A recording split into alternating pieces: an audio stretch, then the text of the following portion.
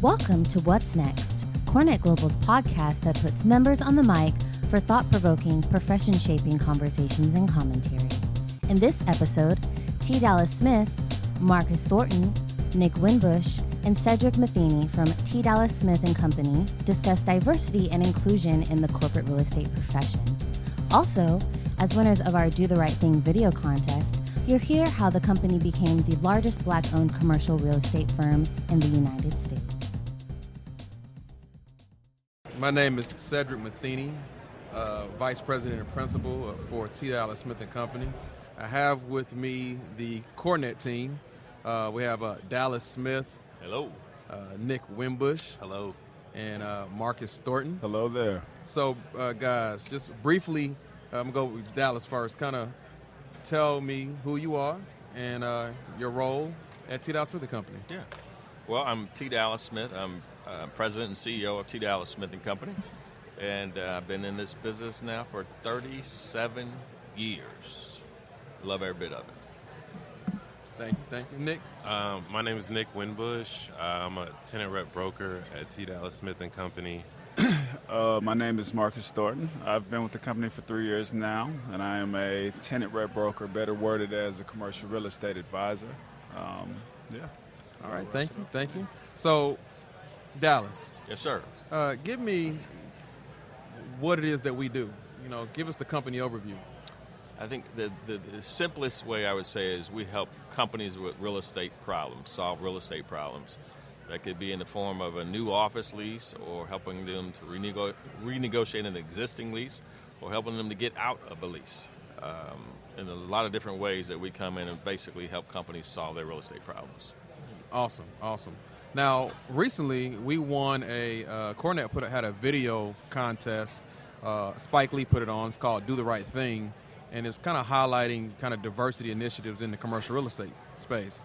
If we haven't mentioned it, one thing that you should know is that T. Dallas Smith & Company is the largest African-American-owned commercial real estate firm in the country that specializes in tenant representation and corporate real estate services.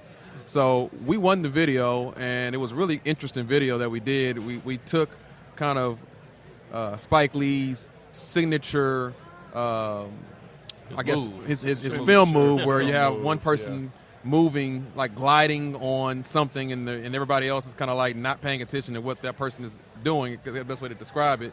You guys can go to CoreNet's Do the Right Things website link and see our video there. But we won the contest, so we're very excited about that, and we're going to be able to meet Spike Lee. So I'm pretty excited about that. Absolutely. Absolutely. Looking forward to that.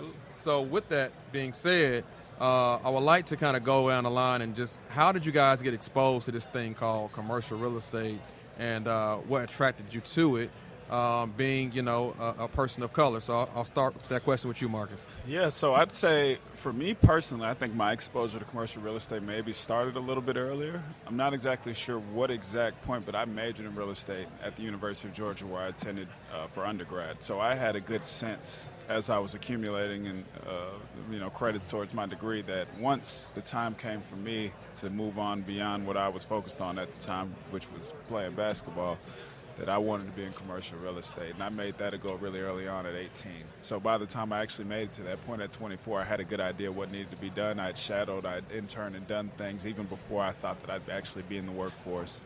And when the time came for me to jump in, I used the relationships both at University of Georgia where I studied and the ones that were pre-existing from internships and shadowing exercises. And I just, this is a relationship business. So from relationship to relationship, multiple people pointed me Dallas's way, and here I am. And so It's been 3 years now, and I've enjoyed every second. Awesome. Nick, same question. Same question. I got into commercial real estate kind of in a windy way. I'm sure everybody has their own unique story about how they get into the business. Out of college, I also played basketball in college.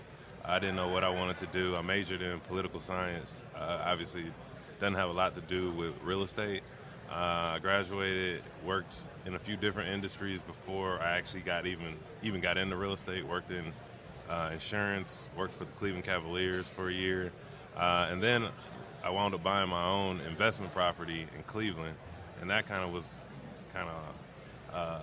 introduction into real estate just as a whole, because I had really never done anything in real estate before that. From there, I began working for a commercial real estate development company in Cleveland. I was doing property management for shopping centers around the Cleveland area. That kind of exposed me to the commercial side of real estate. From there, I got into brokerage. Was at Marcus & Millichap in Chicago for almost 3 years. And from there, I came to TDS&Co Company in Atlanta and switched up my business to tenant rep. So there was a bunch of different reasons why I made the switch. But it made sense for me when I did, and it continues to be something that I want to focus my career on. Perfect. Thank you. And Dallas? Yes, sir. Short version, please. Short version. All I knew was I wanted to make a lot of money. So I took a Forbes magazine in 1982 and studied what the richest 400 people did.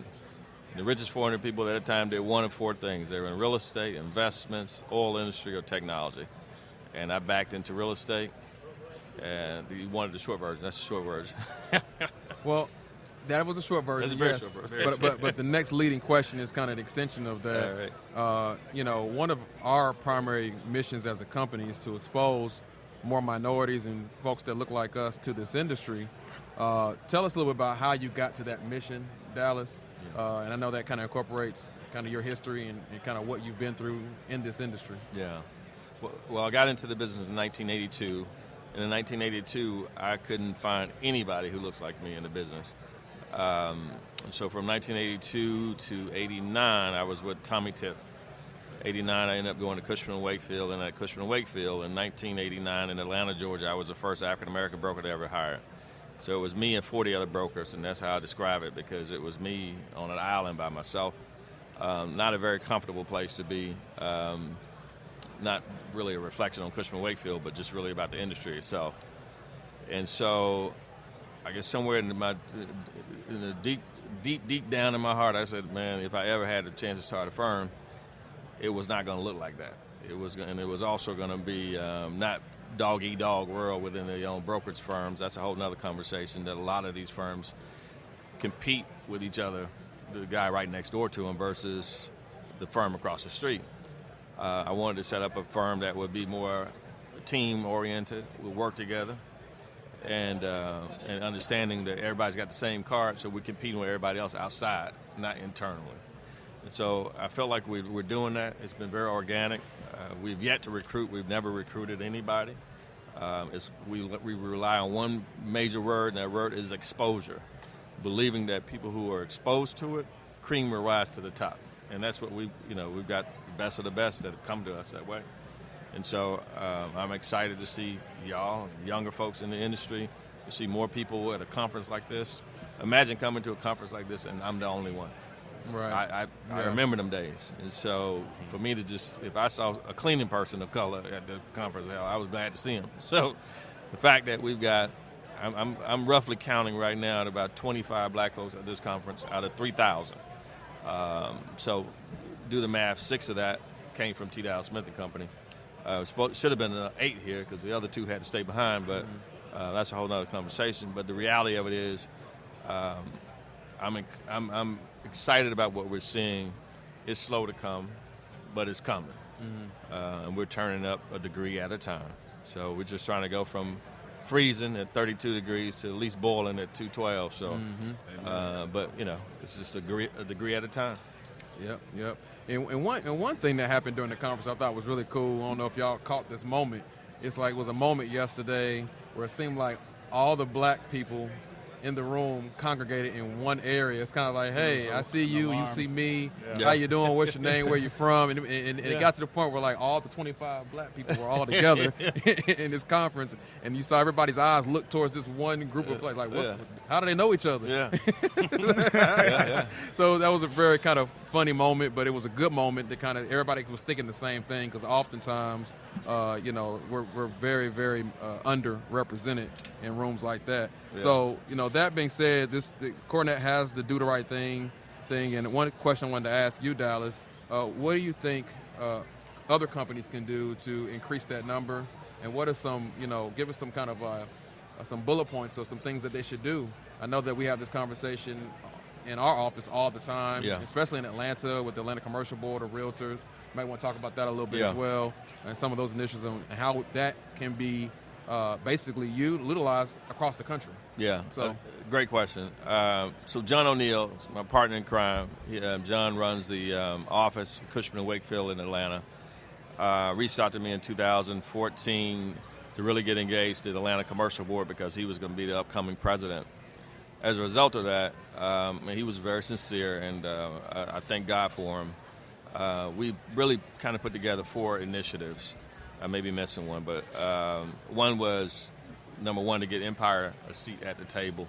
So the Empire Board of Realtors, which is an 80-year-old organization, primarily African-American institution, I wanted to get them a seat on the table, primarily for their commercial counsel. We were able to do that. The second, we really put together the mentor-mentee program that works together with bringing folks of color into the business, teaming them with other senior people. So we're doing that. We also put together a thing called CRE Studio. Once a year, we bring somebody in of a diverse background, a diverse story, in front of both the Atlanta Commercial Board and the Empire Board of Realtors that comes together once a year to do that.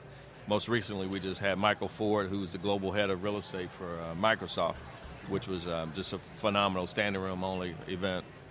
And then the one that I'm most excited about is that we started the CRE Race Awareness Workshop, which is a 2-day, all day on a Friday and all day on a Saturday, really mimicking what Leadership Atlanta did for their Race Awareness Day. And I'm really believing that that's going to be a big game changer. We just had our second class, so we've had more than 72 people go through this. And it's been, the only way I can describe it is it's been life-changing.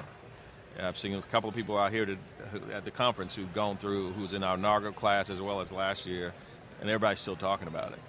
And ultimately what it really comes to, without telling what the real program is, but you're dealing with the issue of race head on. And until you really deal with the issue of race head on, you're just kicking the can down the street. So if the one thing you ask, what can companies do? Have the real discussion, have a real, and create an environment where people of color can be comfortable and have the conversation with others. That will go a very, very long way. Secondly, just remember people's names. Don't just really pay attention to people. I can't tell you how many different people have called me different people because they just relayed. For years, Dallas was just the black guy. So if you would have shown up, they would have said, hey, Dallas. If you shown up, hey, Dallas. We all look different, but they would have called you Dallas because they wouldn't have taken the time to realize that I'm 5'11", not 6'8". You know what I'm saying?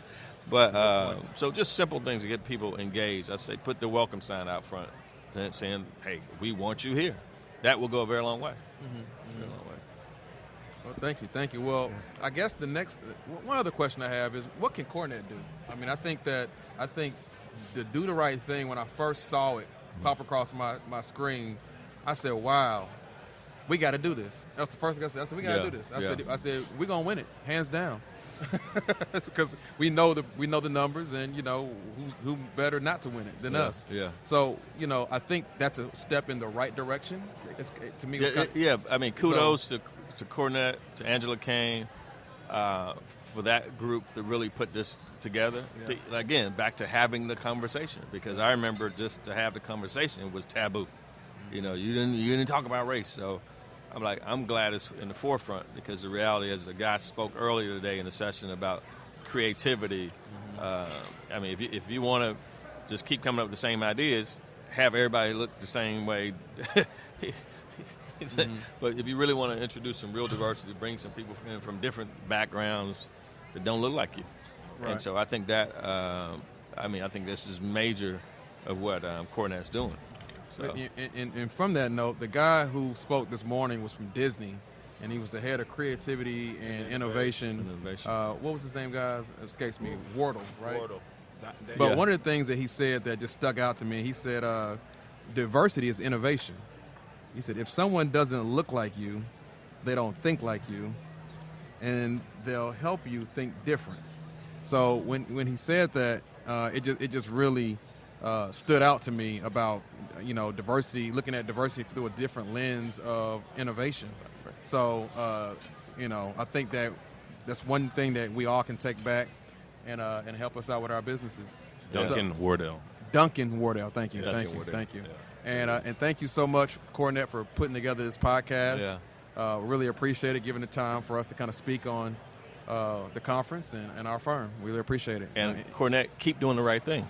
Keep doing the right thing, CoreNet. Thank you. Yes, sir. Absolutely. Do the right thing. Thank you.